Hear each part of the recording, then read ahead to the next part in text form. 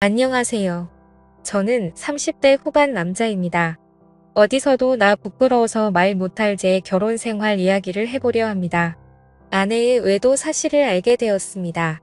그럼에도 너무나도 뻔뻔하게 나오는 이 여자 도대체 어떻게 해야 할지 인생 선배님들께 조언을 구하려 합니다. 욕이라도 좋으니 고견 부탁드립니다. 저는 지방에 소재한 대기업에 다니며 연봉은 8천 정도입니다. 유년 시절 결손 가정에서 고생하며 꼭 잘 살 거라고 다짐했고 열심히 노력한 결과라고 생각합니다. 다른 분들은 어떨지 모르겠지만 그래도 저는 제 벌이에 만족하며 살고 있습니다. 직장을 다니다 아내를 만났습니다. 아내가 인물이 상당히 괜찮았고 몸매도 상당했습니다. 모델 뺨칠 만한 수준이라고 칭찬이 자자했으니까요. 아내에게 첫눈에 반했고 제가 대시를 했습니다. 그 당시엔 저도 제가 있는 위치에 자신감이 있었고 당당하게 다가갔지만 아내에게는 부족했던지 번번이 거절당하거나 무시당하기 일쑤였습니다. 지금까지 열심히 살아온 인생 무서울 게 없다 생각하였고 승부욕이 발동되어 끝까지 대시했습니다. 어떻게 보면 참 모질이 같아 보였을 수도 있겠네요. 10번 찍어 안 넘어가는 나무 없다고 결국 아내는 마음을 열었고 꿈 같은 연애를 시작하게 되었습니다. 그러다 아내는 혼자 임신을 하였고 이래저래 다른 방법을 생각해 보다가 결국 결혼할 마음을 먹고 임신 5개월 차에 결혼을 했습니다. 결혼 이후 순탄하지 않았습니다. 저 때문에 본인 인생을 망쳤다며 저를 매우 힘들게 했습니다. 예상치 못한 임신으로 결혼을 하게 된 거라 분명히 미안한 마음도 있었고 끝까지 책임지리라 생각했기에 처음엔 다 받아주었습니다. 아내도 아내의 인생이 있을 텐데 마냥 미안하다고만 생각했던 것 같습니다. 산모의 히스테리였는지 증상은 점점 심해져갔고 심지어 제게 폭행을 행사하기까지 합니다. 여자가 때린다고 얼마나 아프겠냐마는 그래도 이 상황을 해결할 수 없는 저는 자존감이 낮아졌습니다. 잠시 아내를 풀어줄 수 있는 방법이 외식이나 선물이었습니다.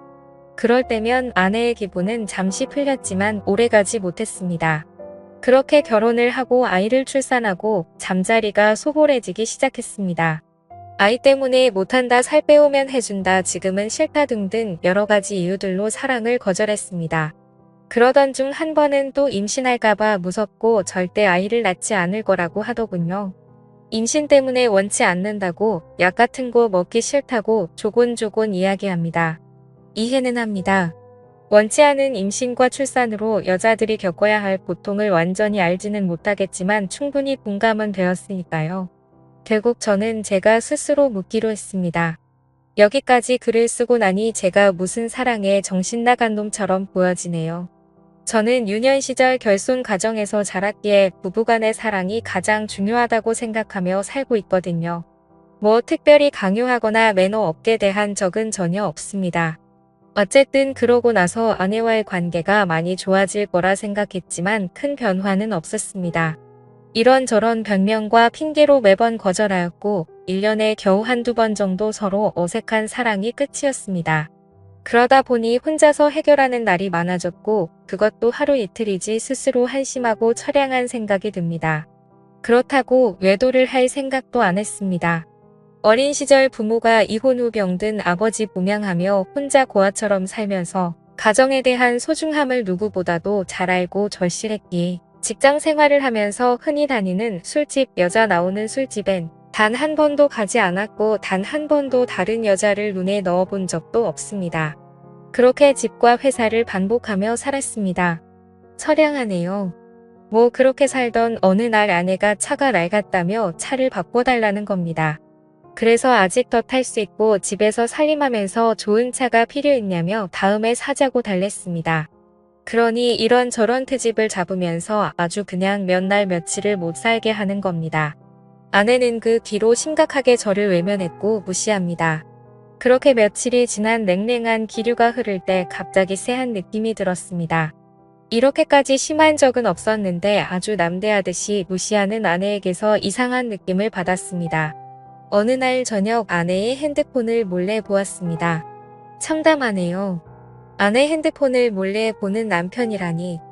핸드폰에는 낯선 남자와 나눈 대화가 있었습니다. 지금도 생각하면 피가 역류합니다.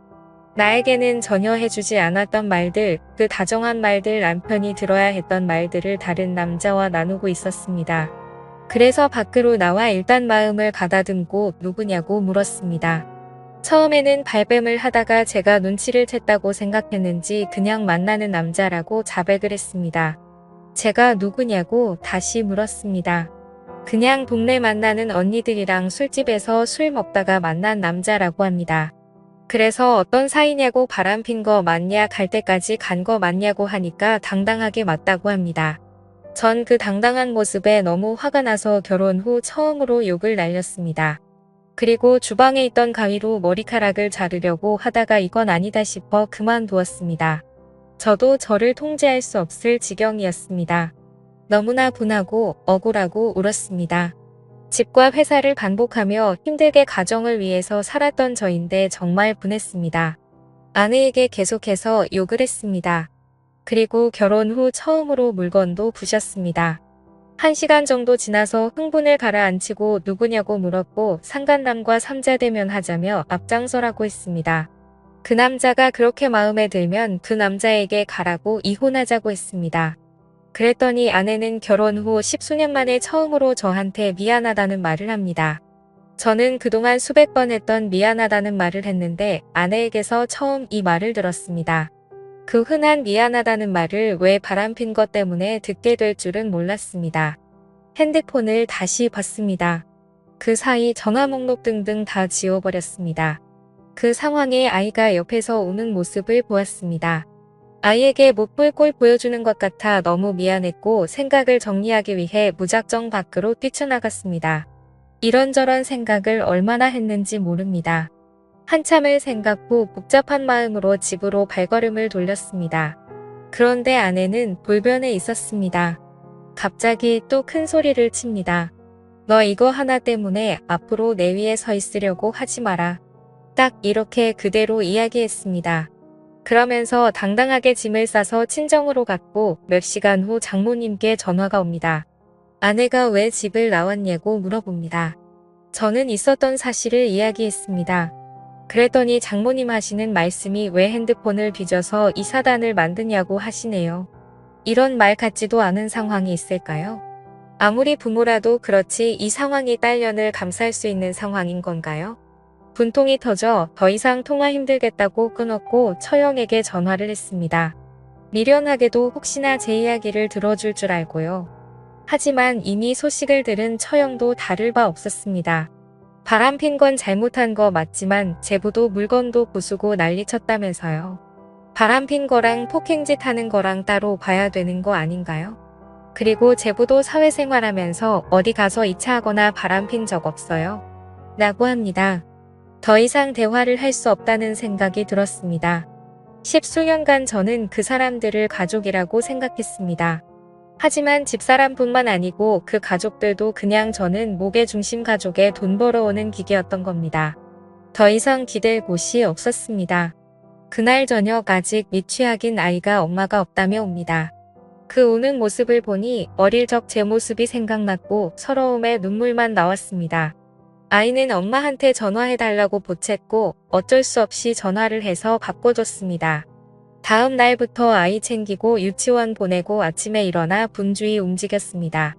머리 묶어주고 옷 입히고 하는데 너무 서툴렀습니다.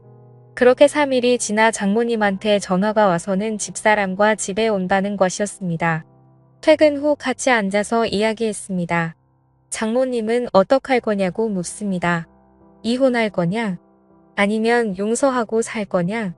집사람 표정은 절대 잘못한 기색이 없습니다. 오히려 당당했습니다. 아이가 옆에서 철없이 웃고 장난치고 있는 모습을 보니 마음이 약해집니다. 저는 각서를 쓰자고 했습니다. 그랬더니 아내 본인도 저한테 원하는 내용의 각서를 쓴다고 합니다. 그래서 제가 원하는 내용을 일단 적었습니다. 가정에 충실할 것이며 절대 외도하지 않는다는 내용과 추후 외도 발각 시 위자료 지급과 즉각 이혼이었습니다. 아내도 저에게 원하는 걸 적었습니다. 양말 팬티 뒤집어 놓지 않기, 옷 빨래통에 넣기, 상대방 무시하지 않기 등이었습니다. 외도와 양말이 동급 취급당하면서 장모님도 저보고 생활을 똑바로 안 했기 때문에 자기 딸이 그렇게 되었다며 동급 취급합니다. 각자 각서를 다 적고 사인을 하고 일상으로 돌아가기 위해 노력했습니다. 아내와 합방을 위해 아이방을 따로 꾸몄고 아이를 따로 재울 준비를 했습니다. 하지만 아내는 다시 안방으로 들어오지 않았습니다. 그렇게 또 1년이 흘렀습니다. 그 1년 사이 가해자와 피해자가 뒤바뀐 삶을 그대로 살고 있습니다. 아내의 핸드폰 번호를 바꿔 상간남을 차단한 것 이외에 변한 게 없습니다. 아내는 철없는 아이를 데리고 다니며 이상한 사이비 종교도 다니고 있습니다. 제가 미쳐서 그런가 싶기도 한데 지금 있는 아이도 내 아이가 맞나 생각까지 듭니다. 사실 닮은 구석이 하나도 없습니다.